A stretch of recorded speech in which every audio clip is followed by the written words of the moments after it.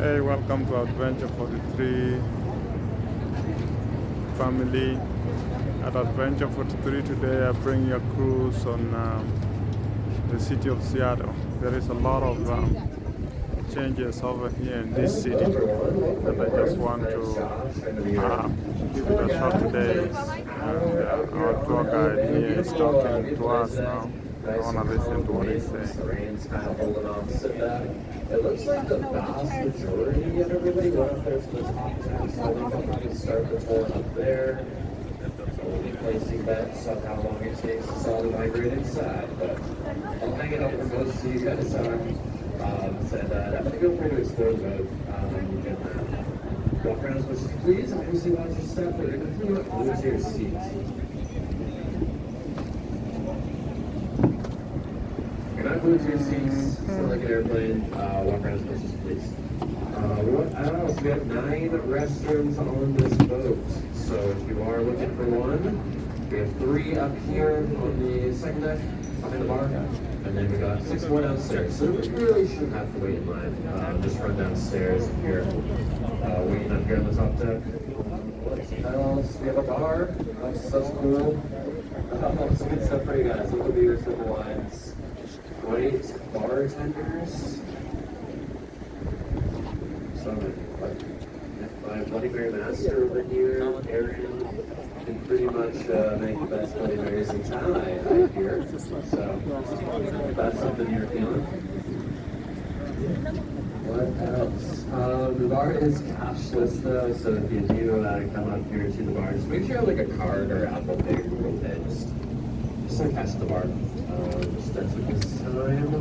And we got snacks and like non-alcoholic drinks as well, so plenty of options. I'm gonna kind of sit tight here for a minute. When you guys all settled in, we're gonna have the captain hop on with some safety announcements, a pre-recorded message, all that sort of stuff. And then once we get off the dock, I'll pick up the tour up there on the top deck. So settle in, relax, and I'll see you guys in a few.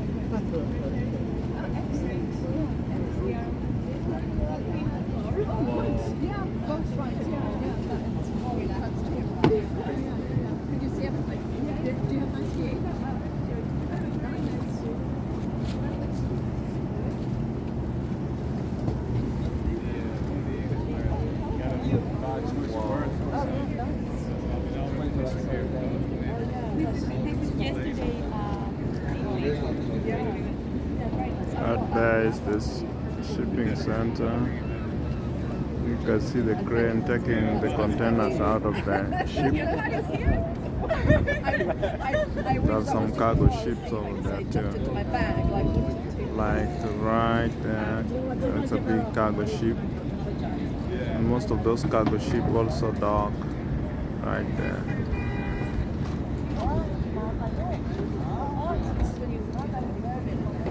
And this is the back of the cruise ship that we are enjoying today, and that's the front part. So we're just gonna start a tour of the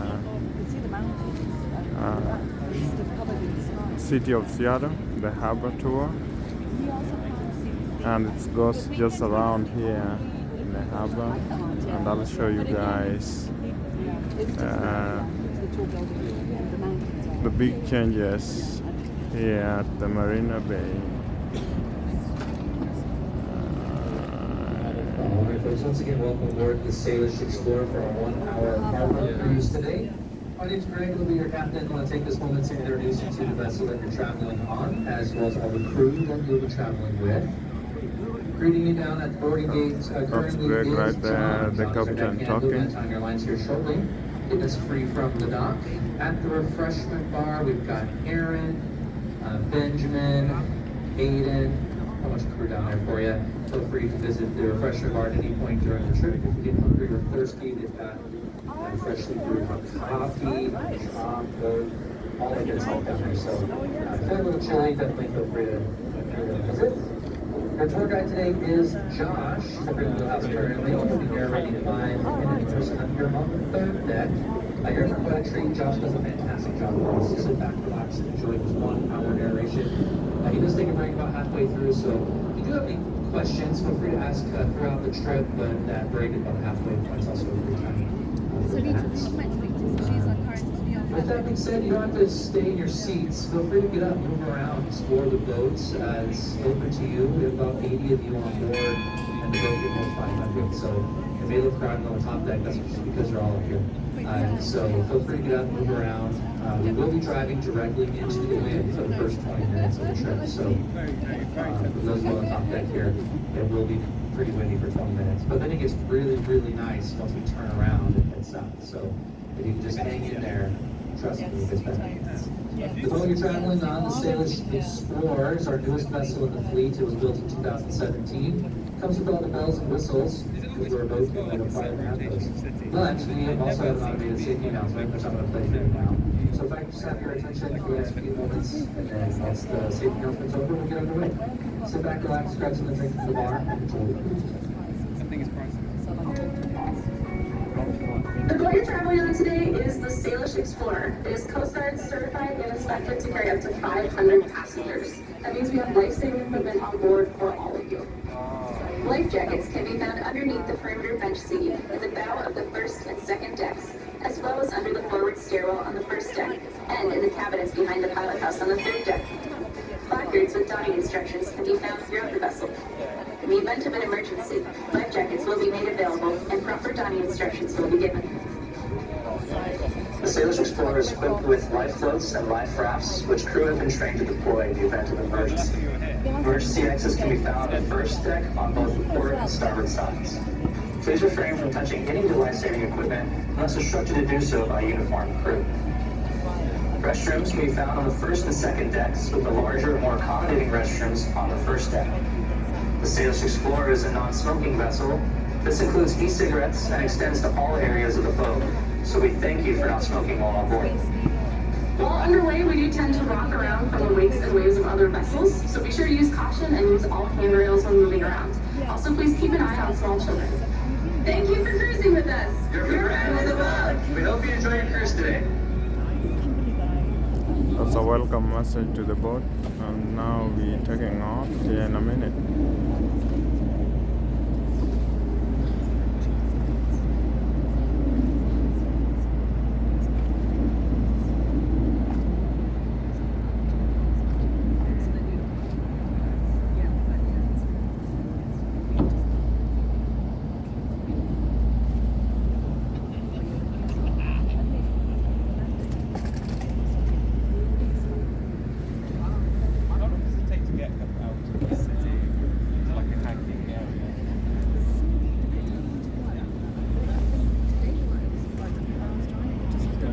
that far away. That's what I was thinking. At least. Mostly, you have to have All right, everyone. So we are just getting ready to back out of the slip here, and that does mean we do need to go to board other folks. Know what we're doing. So if you're out here on the top deck, it is pretty loud. Get sets of ears. We want to cover them in 3, 2, 1.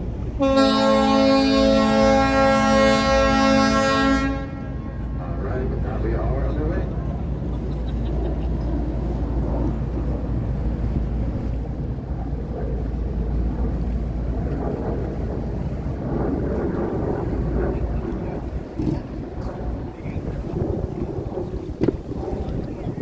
It's a Ferris wheel.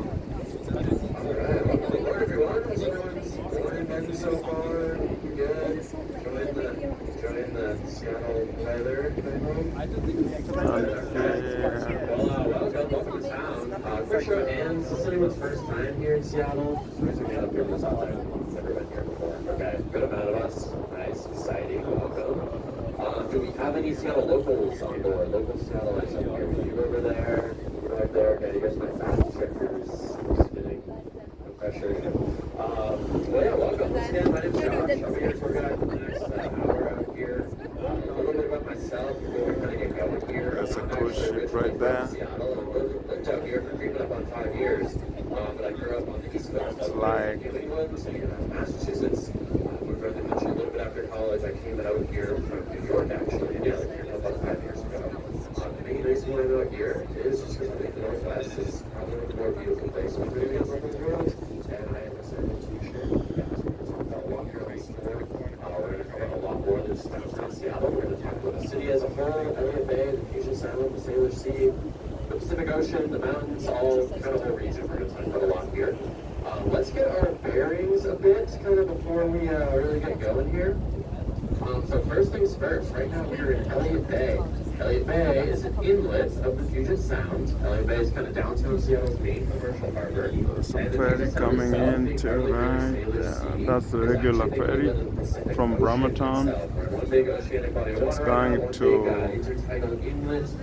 right there. It's another one right See now to our left, we actually have both our Washington State ferries coming in.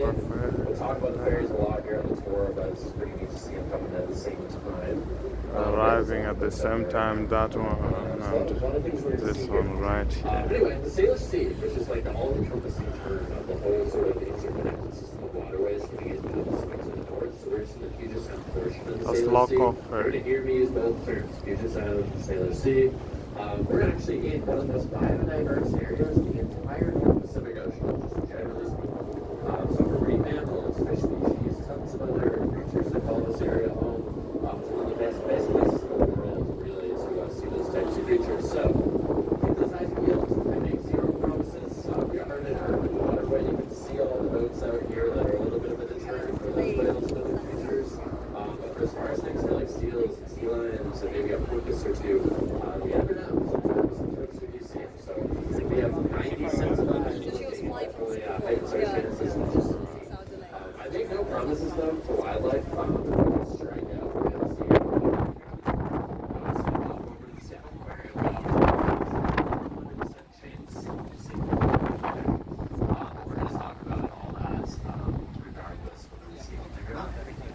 Let's get our feel for the bay a bit though, shall we? If we look straight off the left-hand side of the boat, you'll see that nearest landmass on the other side of the water. That's Seattle, West Seattle. So that's one of the cities on that. There's actually one of our words that I thought that make it look like it's way out of the city, but it's not actually Seattle or West Seattle. It's not the area of Seattle. It goes back and forth. We're on our way up to the north of Elliott Bay, which is actually the point of land closest to us, directly up in front of the boat. You see a cruise ship way out there in the distance, not the one closest to the boat, way out there. That's the view from the Magnolia. We're going to go cruise up to there, cut south, cross the bay, and then explore the industrial side of things in the latter half of the tour.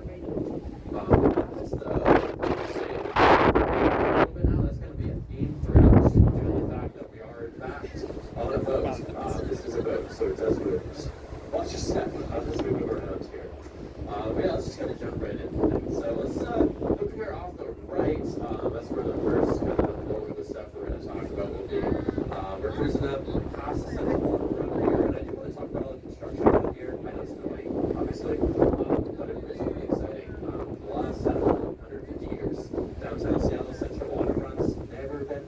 place to walk around. It's always been a pretty industrial place. There used to be train tracks down here. Then there was the big viaduct. It was a massive race highway down here right above the water here. They tore that down maybe 7, 8 years ago or so, and they're finally wrapping up construction of this whole waterfront park. So we're pretty excited about it. Just trying to grin and bear it, get this last little bit of construction. But also looking at like an aquarium extension, and then trying to connect the waterfront with Nicholas Market in a lot more easy other way. So we're very excited about it. Late this year we'll wrap up. But the point I'm trying to make here is this is about 400 yards, and I would say the city of Seattle as a whole has about 200 miles of coastline in the city limits alone. So we're not stopping on the stretch right here. Just really checking out those neighborhoods, all the other waterfront parks here in the city, kind of the whole party. So Seattle really lies in those neighborhoods. We're talking a lot about the great places on the tour to explore. All right, let's look up the right. Pretty interesting.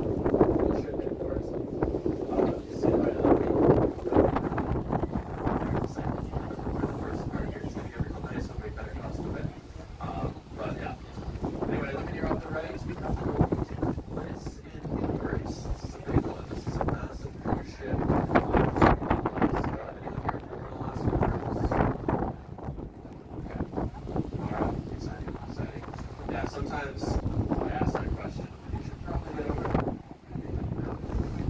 But yeah, basically this is our largest cruise ship that we're currently seeing here in Seattle. I think it's in the top 15 largest in the world actually.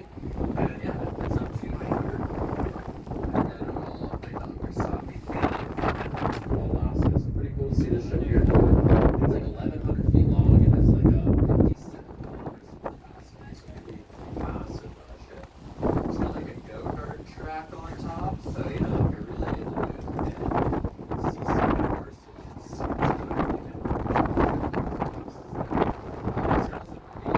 major cruise ship. Alright, coming up just off the bow of the cruise ship here, the iconic hotel here in town, the Edgewater. You see that great pier with that big red E up on top.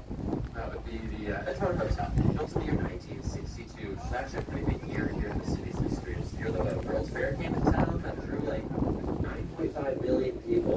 So that's today speaking, that is 3 times the population of the entire Seattle metro area. In 62, this area was still a good bit smaller. So it's kind of an unfathomable amount of visitors coming in just to go see something. Folks at the Edgewater figured they built this beautiful on-the-water hotel for itself. See so many visitors coming in and out of there. And they finished construction on this hotel 2 weeks after the fair came to be hit. Just when they started to here early. And to drum up a little bit of business in the years that followed, because we certainly needed it, they ended up advertising in a fishing magazine in the country that this was the one hotel where you could check in for your Northwest salmon fishing vacation and never even have to leave your hotel room. You could just drop a line right out of those windows right there. A lot of fun until you actually caught a fish, and then you just have a fish in your fully upholstered hotel room. Turns out, not a good idea.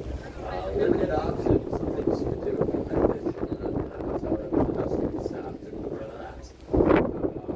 That was actually pretty late. That had a 20-year run though.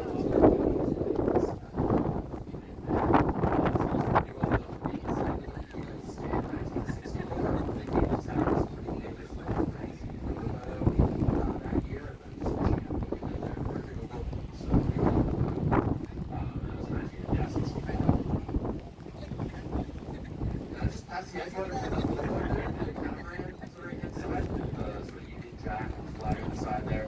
That is actually the Stillwater River, which is part of the Victoria Clipper fleet of vessels. So they run ferry service up to Victoria, which is a beautiful city on the southern tip of Vancouver Island up there in British Columbia. So it's 2-hour-and 45-minute ferry ride from Seattle. If you're looking for something to do, I would highly recommend it. I think they do still, they're back to running about 1 hour.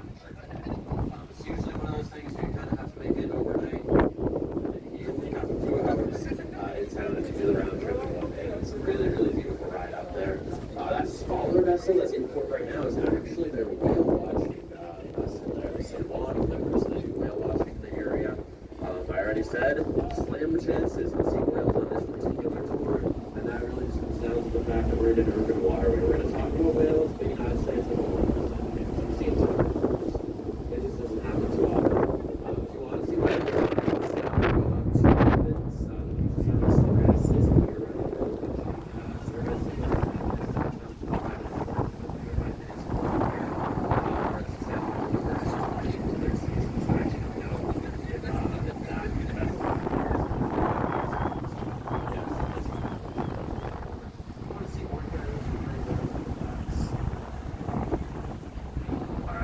Look off the right, we're getting this absolutely gorgeous view of the space right now. So it's the closest we're going to get to it here on the tour. And it's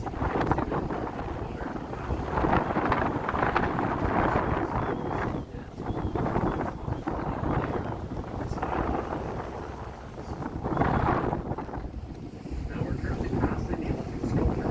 There's actually, you see the art kind of scattered throughout there. University. Really, you're going to put all 3 lines to get down to our top.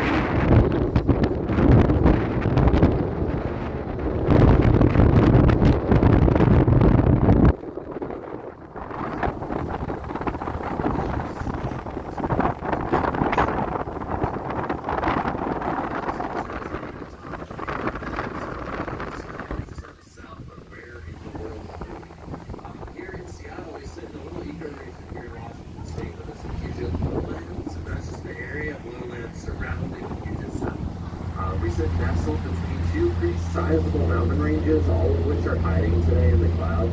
But we are surrounded by peaks out here in Seattle. So off to our west, so off the right-hand side of the road, you can barely make out some peaks of foothills off the right. But we have the Olympic Mountains up there. To our east, we have the Cascade Range, much larger volcanic mountain range running from British Columbia all the way down there to Northern California. So there are 22 active volcanoes and thousands of other smaller ones in the Cascade Range. We have 5 of those volcanoes here in Washington State. So major glacier peaks every year.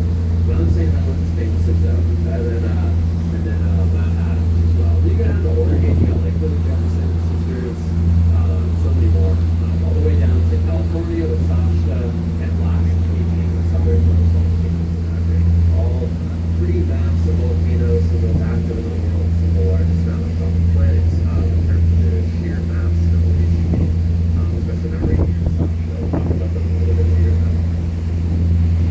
Anyway, the Olympic Mountains offer to our west, so we can't see them today, but they actually have a pretty profound effect on our weather here in the city. I know you might not believe me today, but we really are not that rainy a place. Dell is not, doesn't necessarily have a rainy reputation for rewards for. Basically, we do our really defined wet and dry season, so when it comes down to the winter time, sure, it might rain every day. That is our rainy season. But it's not a lot of rain. It's kind of like this right here, full drizzle, nothing too crazy. It stays pretty consistent. We don't really get those torrential downpours. During the summertime, it isn't even exaggeration to say that it doesn't rain at all. We really do not receive rainfall during the summer. That's our dry season. It's pretty much sunny every single day of the year, or of the summer. We actually receive less summertime rainfall with Phoenix. Our annual rainfall is 37 inches, which is less than the national average for any East Coast city from Portland, Maine, to Miami, Florida. Every single one of those cities receives more annual rainfall than we do here in Seattle. Now the reason for that are the Olympic Mountains out there to our left that block that moisture as it goes off the Pacific Ocean. I mentioned we're in a deep inlet of the Pacific here. The Puget Sound is a southern trough of water coming down from the Strait of Juan-Fuca corridor. The Strait of Juan-Fuca, if you don't know that off the top of your head, that's that massive west-northern waterway that separates the United States from Canada. If you don't have a map, I'll certainly look familiar. And that opens directly out into the open ocean. That said, though, if you go directly on the other side of the landmass here, off our right, you just right over the mountains that are hiding, you'll find yourself in the open Pacific, which is not too far away as the crow flies. That said, though, those mountains form about an 8,000-foot wall that blocks that moisture. So here in Seattle, we only get our 37 inches. On the west side of that mountain range that faces the open water, that's actually rainforest out there. They get 14 feet or more feet of rain every single year. So feet is very different than the 37 inches. 14 feet of rain is the rainiest place here in the contiguous U.S.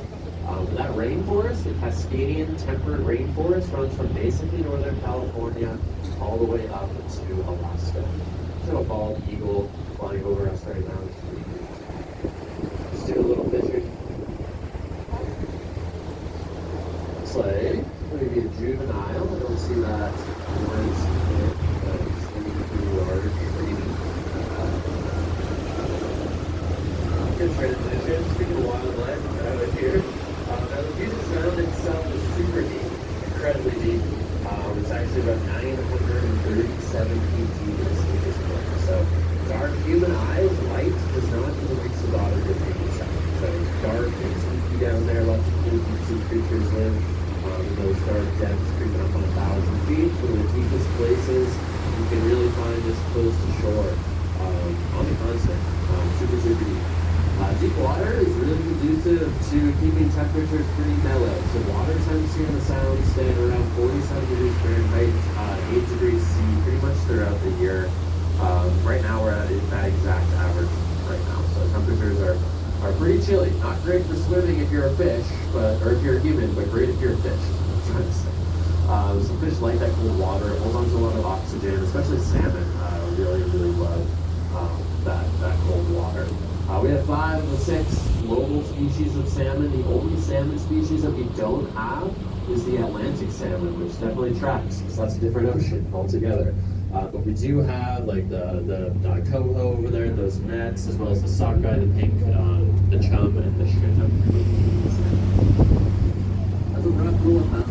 Anything bigger than salmon eats salmon, especially those marine mammals like seals, sea lions, dolphins, porpoises, certain whales and salmon as well. We have 3 different dolphin species out here, 2 different porpoise species, seals and sea lions, of course. Big whales. Fun fact, gray whales are found frequently in these waters. Pretty sizable whales.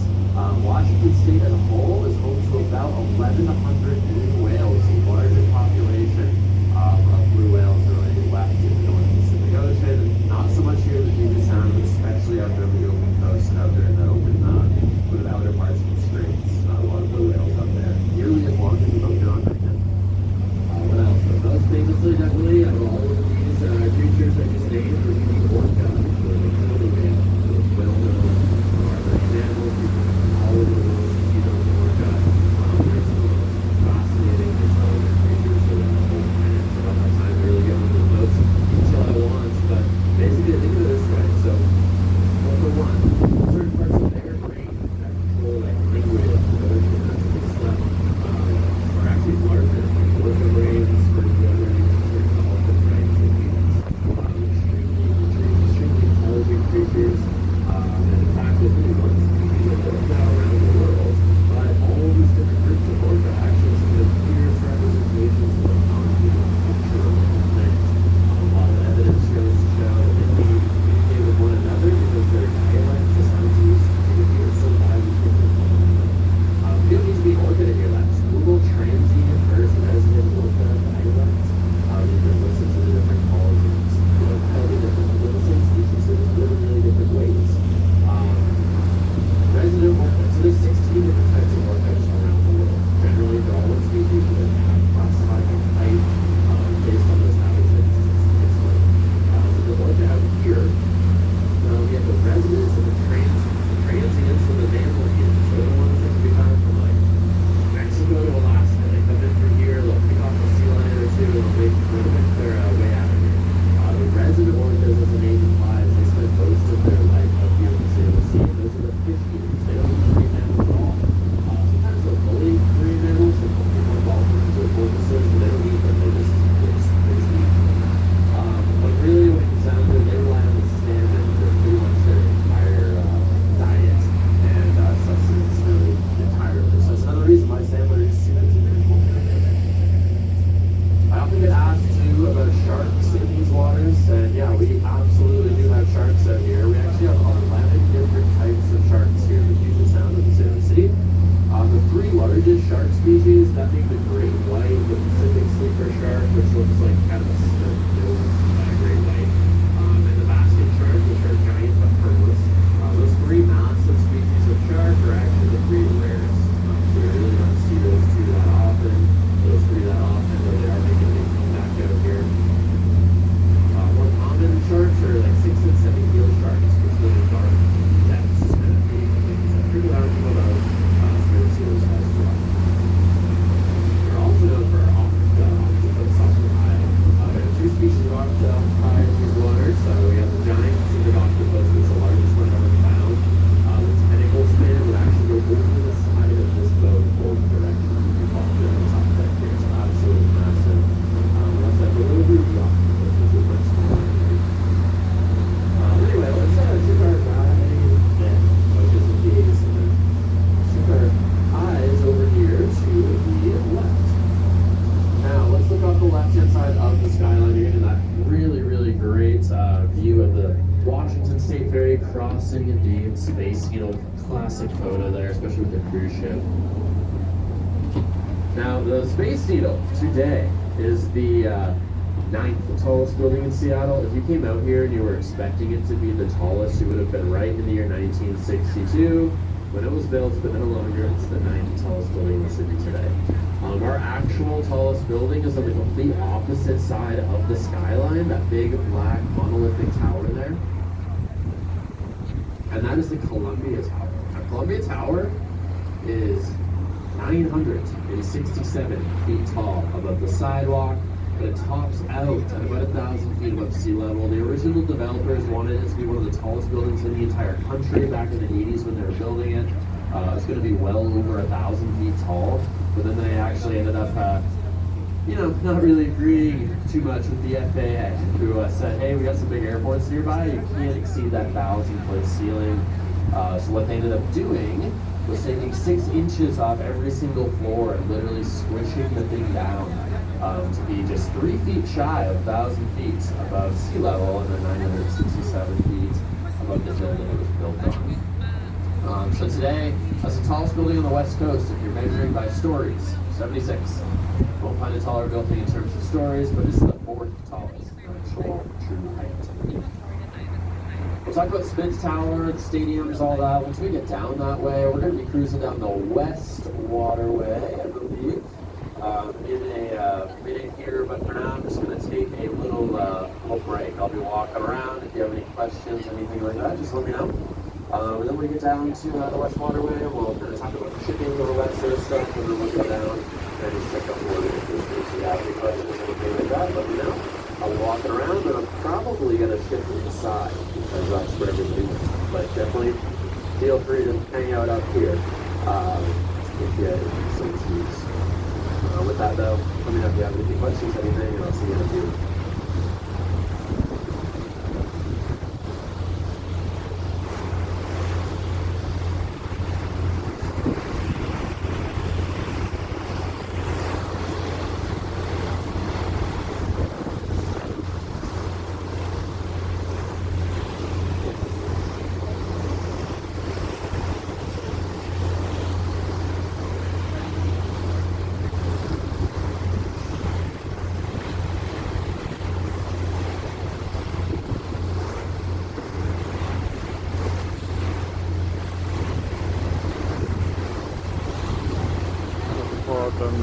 Container boat, tugboat pulling container boat right there.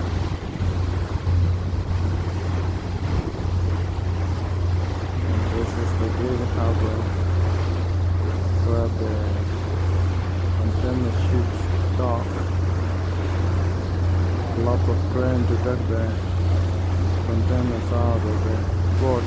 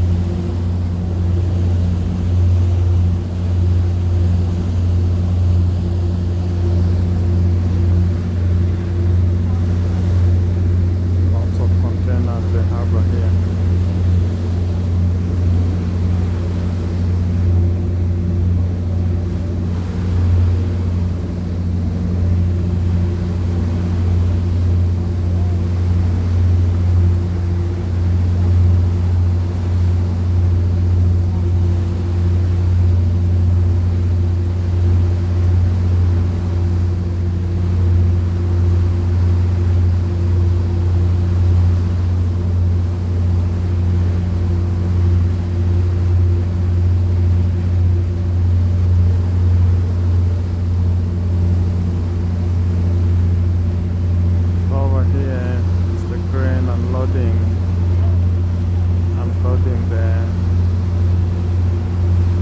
the ship right there.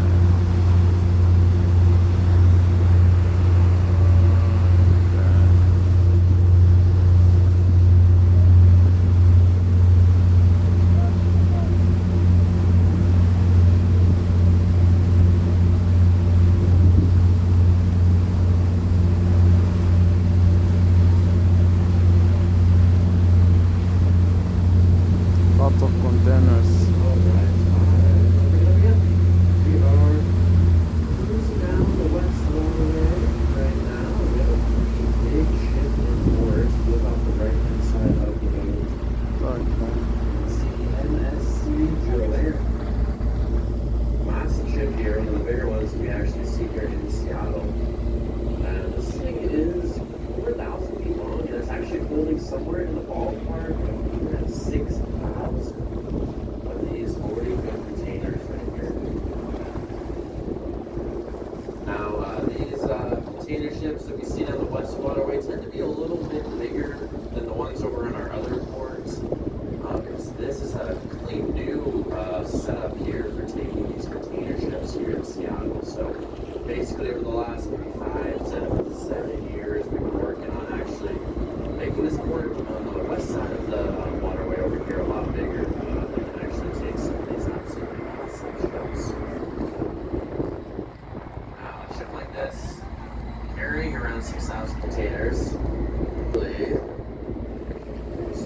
yeah, this is a pretty wide one. So basically, a ship like this doesn't necessarily need to rely on its length for this massive container carrying capacity.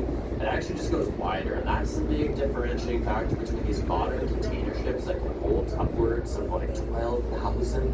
With these containers, this one's a little bit smaller than those giant ones, but they really don't go longer than say like 1,300 feet. They just go wider, and you can fit a lot more containers that way. Also, only about 45% of containers are stored on top of these vessels here. The others are just stored down below. And then we have these cranes, these gantry cranes that are operated by just like a single human operator. A lot of ports have gone just fully computerized for the whole process, but Seattle still relies on people by job. So pretty neat to see this ship here in port. We don't see ones this big too often.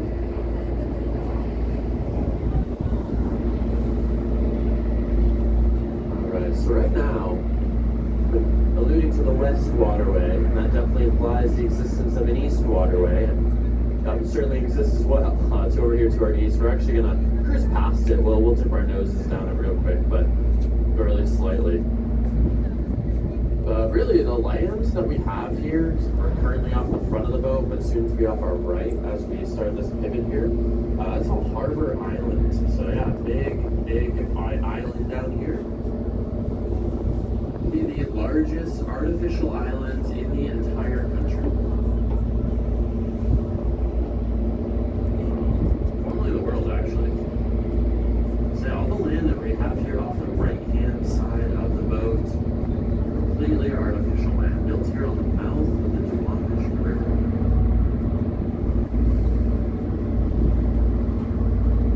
The River itself actually winds its way south out of the city, and then all the way up there into a little notch just north of Mount Rainier, deep in the Cascade Mountains. So the waterway that we're actually down right now is a little bit of a mix of fresh and salt water. It's that fresh water emptying down from the Cascades, is flowing directly out here into the salt water of the Puget Sound and the greater Pacific Ocean.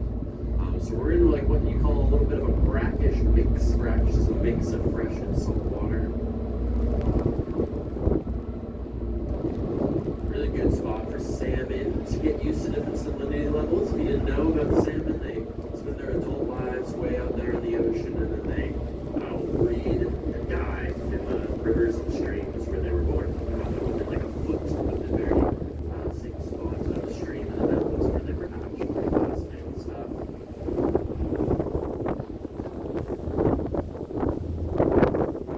This waterway, Amish River, actually really got its start way up there on Mount Rainier itself. High up there, major waterways, major rivers here in the West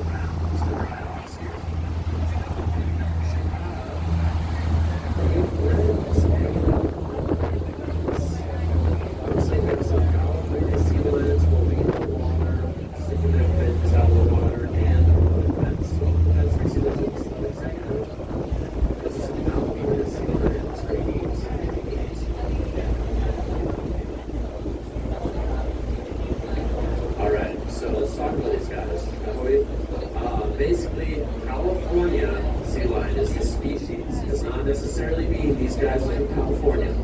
They could be from anywhere as far south as Mexico, even as far south as like Peru. They've been reported, and then they can be found all up and down the entire northwest coast. So basically, their breeding range, though, so where they set up these large colonies, that's from southern Oregon to Baja.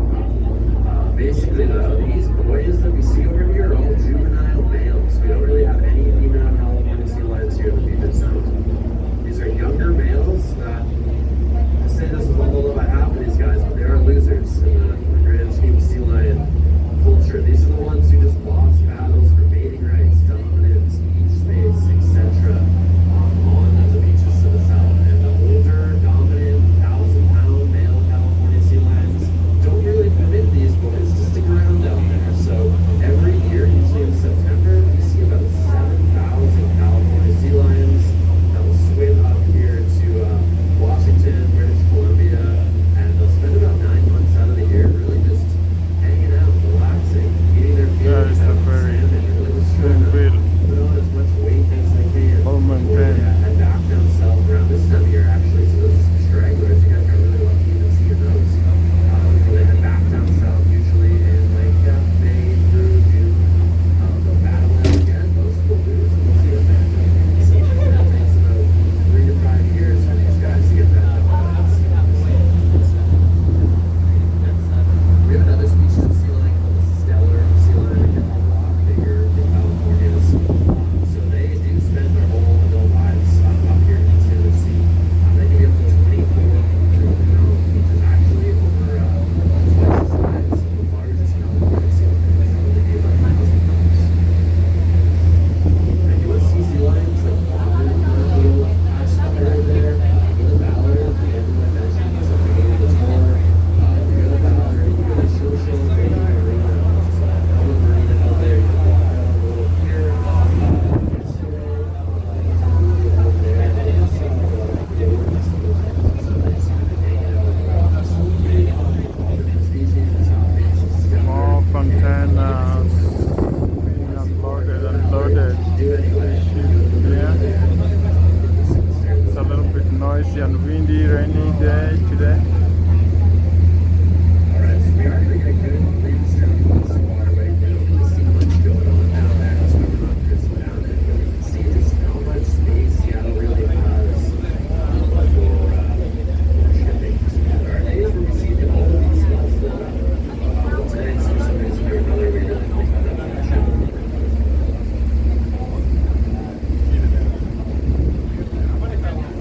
So the Duwamish River, which is the name of this river that winds up the Cascades, is named for the Duwamish people, which literally translates to love the mud flats. And those people that have always lived in this particular section of what today we call Elliott Bay. And that name really just kind of hints at what this area was before our in the 20th century.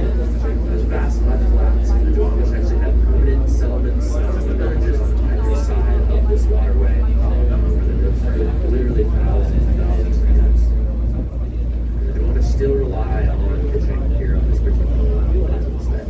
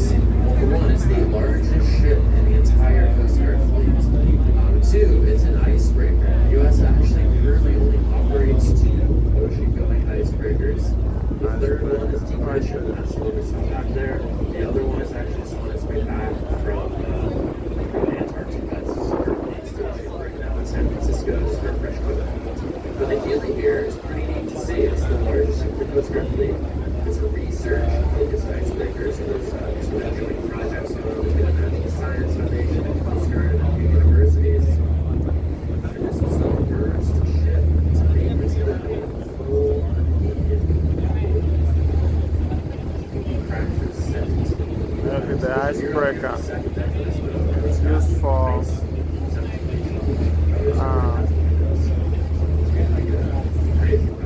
the US Coast Guard use it for experimental and different stuff. So that's the biggest icebreaker. The Northwest. Just past the here, we do our stadiums on the south side of the city down here. In the stadium. We got two old parks there, all to the right. The dark arch there that's to the Mariners, our baseball team. And then the field off to the left, that white arch. That is actually home to 3 different teams here in the city. All of our football teams. It's the Seattle Seahawks, those famously our NFL team, but also our Major League soccer team. The Seattle Sounders, the Seattle Rangers. Now, just north of the field, so on the left and kind of working our way back into the older area of downtown. And this is really the whole scary neighborhood built on the ruins of an even older downtown.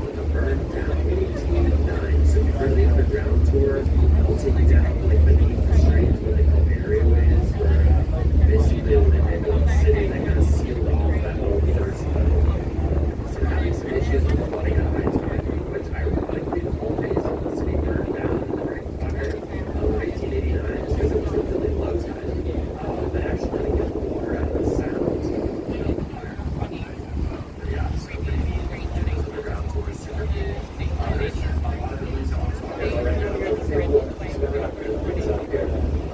Big tower. So that's that Carrot House Tower to the right of the big firehouse. There's not a hospital up in the middle behind it. That big tower that's in that big trailer with wide windows and the pyramid top to the right of all the high-rises. So Smith Tower is actually one of the more well-known buildings and skyscraper circles around the world. I think it was built in 1914.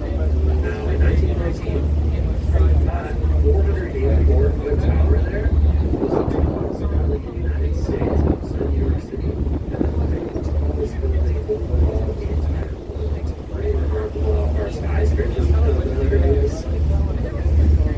And today it is years ago. It was the tallest building in all of Seattle until 62, if you can believe it. Space this measure in Seattle itself is one of that time. Pretty cool observatory, like bar over the top there. There's an underground drink to take you with you. There's also a Prohibition Era Museum that will take you out. It's a place to check out for sure. Something else I definitely recommend doing is actually hopping on one of these ferries. So actually this one right over here looks like maybe the Chippenham board right here. This is actually going to be heading out to Bainbridge Island. So if you want to get out of the city a little bit for dinner, or make a little day out of it, it's a nice day. I would definitely just walk on this ferry. It's under $10 a person to get on that ferry. It takes about 35 minutes to sail directly across the sound over there to Bainbridge Island. It drops you off right in the little downtown area of Winslow Harbor.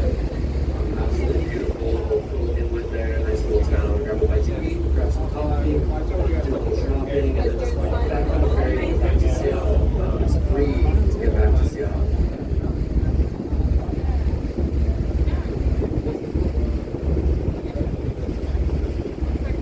Alright, so we are wrapping things up here. So, final words here. I believe you guys with the same encouragement. I was like, let's just explore the city, get out there, check out those neighborhoods, Ballard, Fremont.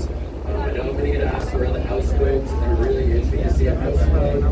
You don't make money if you don't have houseboats in the water for a slew of reasons, mostly the really low tides that we have here in the beach side. I think Bass works hard in Raleigh River. There's a great park, and you look out into Lake Union, and see all the houseboats are being able to freshwater side of town, past the house. Questions for me? I will be the last space that you see as you get off the boat. So run down and help tie up. But if you have any lingering questions, anything like that, we'll see you on the way down. Just enjoy the last bit of the water here. Enjoy the rest of your stay here in Seattle. Thanks for have a nice day, brother.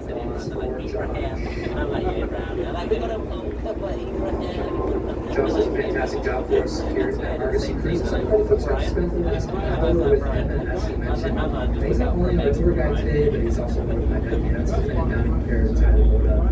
Any final questions for Josh? Any recommendations of places to do, places to see, or just want to let him know, Job well done for his great tour. He'll be there having a flight by you as he was having a great time. Speaking of disembarking, that was a great time. Look around.